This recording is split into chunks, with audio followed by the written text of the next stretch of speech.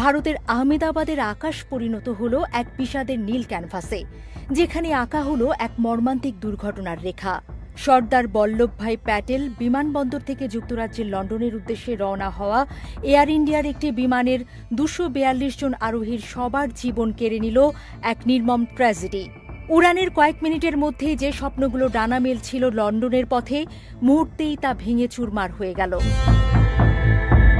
দুপুরবেলার শান্ত আকাশ হঠাৎই বিষাদের কবিতায় পরিণত হল। বিমানের 242 জন আরোহীর মধ্যে 230 জন ছিলেন সাধারণ যাত্রী। তাদের কেউ হয়তো ছুটি কাটাতে যাচ্ছিলেন, কেউ প্রিয়জনের সাথে ফিরছিলেন, কেউ বা নতুন জীবনের আশায় বুক বাঁধছিলেন। আর বাকি 12 জন ছিলেন বিমানের ক্রু সদস্য, যারা প্রতি মুহূর্তে যাত্রীদের নিরাপত্তা নিশ্চিত করতে বদ্ধপরিকর থাকেন। তাদের সবার স্বপ্ন, আশা, আকাঙ্ক্ষা আজ এক নিমিষে বিলীন হয়ে গেল।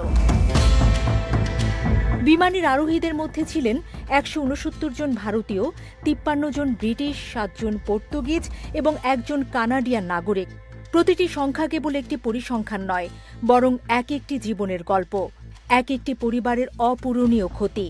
এই মুহূর্তে হয়তো তাদের প্রিয়জনরা লন্ডনে তাদের উষ্ণ অভ্যর্থনার জন্য অধীর আগ্রহে অপেক্ষা করছিলেন, কিন্তু তাদের জন্য অপেক্ষা করছে এক চিরন্তন শূন্যতা। স্বজন হারানোর এই ব্যথা, এই শোক, তা ভাষায় প্রকাশ করা দুঃসাধ্য। Ahmedabad city police commissioner GS মালিকের কথাগুলো বেদনার গভীরতা আরও বাড়িয়ে দেয়। তিনি বার্তা সংস্থা এপিকে নিশ্চিত করেছেন, দুর্ঘটনাস্থলের পরিস্থিতি এতটাই ভয়াবহ যে কোনো আরোহীর বেঁচে থাকার সম্ভাবনা নেই।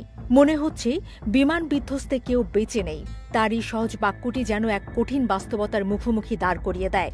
বিমানটি শুধু আকাশেই ধ্বংস হয়নি, এটি আছড়ে পড়েছে এক আবাসিক এলাকায়, যেখানে বহু নিরীহ মানুষের জীবনও কেড়ে নিয়েছে। চারিদিকে ধ্বংসের চিহ্ন, পোড়া গন্ধ আর স্বজনহারাদের আর্তনাদ। এই দৃশ্য কল্পনা করাও কঠিন।